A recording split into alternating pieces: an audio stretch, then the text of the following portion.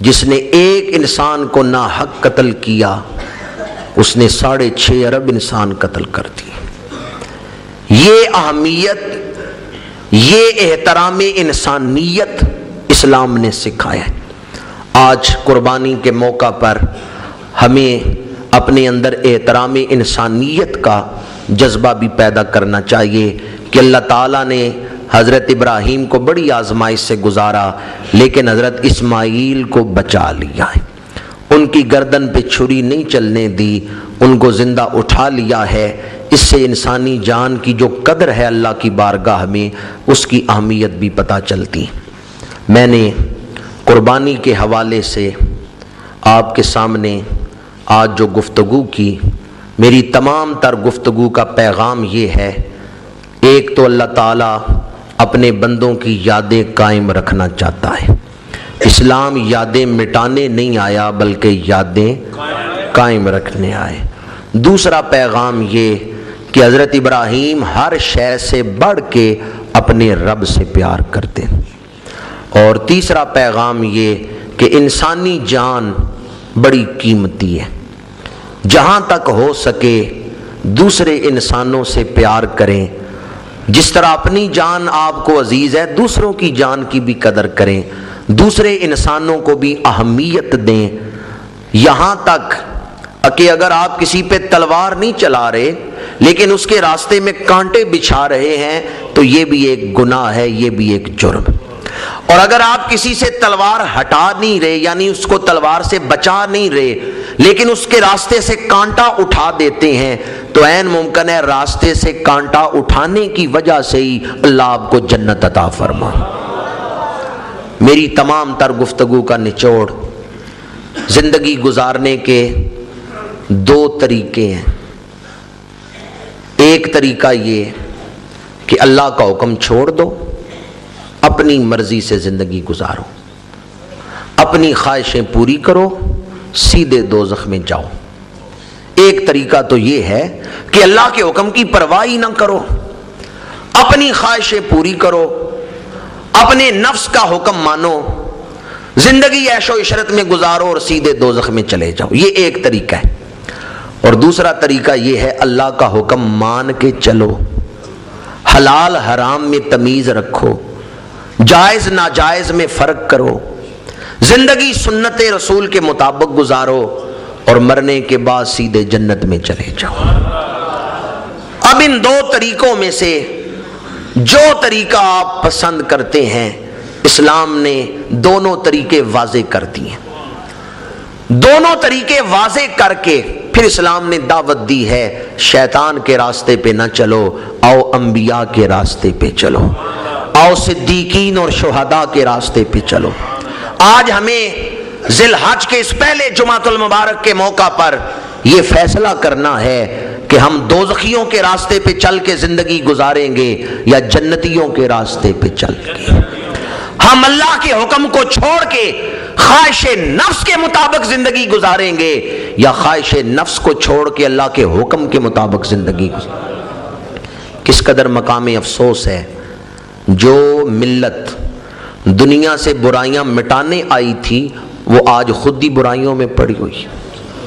اللہ نے ہمیں تو دنیا میں حضور کا امتی بنایا ہے اس لیے کہ ہم سود مٹائیں، نہ کہ خود سود کھائیں۔ قرآن کہتا ہے کنتم خیر امۃ اخرجت للناس تامرون بالمعروف وتنہون عن المنکر، تم ساری امتوں سے افضل ہو۔ کنتم خیر امۃ، تم تمام امتوں سے بہتر ہو۔ اور کیوں بہتر ہو؟ اخرجت للناس، تم لوگوں کے نفع کے لیے پیدا کیے گئے ہو۔ اب وہ نفع کیا ہے؟ تامرون بالمعروف، تم نیکی کا حکم دیتے ہو، برائی سے روکتے ہو۔ جو امت نیکی کو قائم کرنے اور برائی کو مٹانے کے لیے آئی تھی آج وہ خود ہی برائیوں میں پڑی ہوئی۔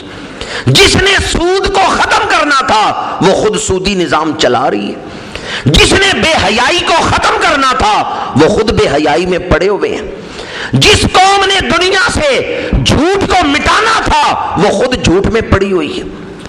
آج دیکھیں تو صحیح کرنے کیا آئے تھے اور کر کیا رہے ہیں۔ قرآن نے ہمارا فرض کیا بیان کیا ہے؟ اور ہم کس طرح زندگی گزار رہے ہیں؟ ہم برائی مٹانے آئے اور خود ہی برائیوں میں پڑے ہوئے ہیں۔ ذی الحج کا مہینہ ہمیں ہمارے فرض کی طرف متوجہ کرتا ہے، کیونکہ اس فرض کے لیے قربانی کی ضرورت ہے۔ مجھے بتائیں، کیا آپ توجہ نہیں دیں گے تو آپ کی اپنی اصلاح ہو جائے گی؟ توجہ نہیں دیں گے تو آپ کے گھر کی اصلاح ہو جائے گی؟ کتنے لوگ ایسے ہیں جو تقریریں سنتے ہیں، گفتگویں سنتے ہیں، لیکن سننے کی حد تک توجہ نہیں دیتے۔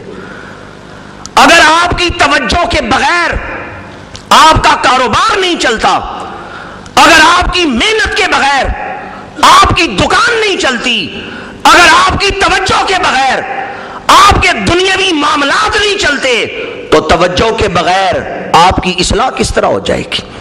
توجہ اور محنت کے بغیر گھر کی اصلاح کس طرح ہو جائے گی؟ جس طرح دنیاوی معاملات میں توجہ دینے کی ضرورت ہے، اسی طرح دینی معاملات میں بھی توجہ کی ضرورت ہے۔ خدا را توجہ دیں اپنے دینی معاملات کی طرف، توجہ دیں اپنے فرائض کی طرف۔ وقت اپنے دامن میں وسعت نہیں رکھتا، میں انہی الفاظ پہ اپنی گفتگو کو سمیٹتا ہوں۔ اللہ تعالی ہمیں حضرت ابراہیم علیہ السلام کی سیرت کو اپنانے کی توفیق عطا فرمائے۔ اللہ تعالی ہمیں ہمارے دلوں میں قربانی کا جذبہ پیدا فرمائے۔ کتنے بجے؟ 8 بجے۔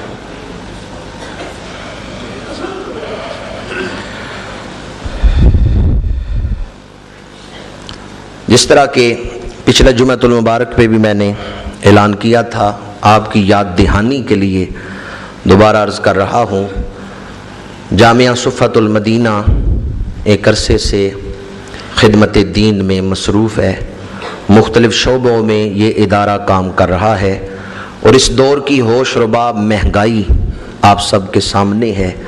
اداروں میں جو جملہ انتظامات ہیں، ان میں اس مہنگائی کی وجہ سے بھی کئی مسائل جو ہیں وہ پیدا ہو رہے ہیں۔ تو عید کا موقع بڑا اچھا موقع ہے کہ جب آپ دینی علوم کی اشاعت میں اپنا حصہ ڈال سکتے ہیں۔ قربانیاں تو آپ نے دینی ہیں، تو قربانی کے موقع پہ جو کھالے ہیں وہ آپ جامعہ صفت المدینہ کو دیں۔ اس حوالے سے باہر بینر پہ مختلف فون نمبرز لکھے ہوئے ہیں، ہمارے انتظامیہ کے کسی ساتھی سے آپ رابطہ کر لیں، یا اپنا نام ابھی لکھوا جائیں، اپنا فون نمبر ابھی لکھوا جائیں، تو عید والے دن آپ سے رابطہ جو ہے وہ آسانی سے کیا جا سکتا ہے۔ میں اکثر ایک مثال دیتا ہوں کہ پاکستان کا سپاہی ہو اور اپنا اسلحہ ہندوستان کے فوجیوں کو دے، غدار ہے یا نہیں؟ غدار ہے۔ اسی طرح رسول اللہ کا غلام ہو اور وہ اپنے مالی وسائل ان لوگوں کو دے جو دین کے دشمن ہوں، وہ اپنے مالی وسائل ان کو دے جو دین مٹانے میں مصروف کار ہوں۔ یہ عید کا موقع قربانی کی کھالیں اگر آپ دینی اداروں میں جمع کرواتے ہیں تو گویا دینی علوم کی اشاعت میں آپ نے بڑا اہم کردار ادا کیا ہے۔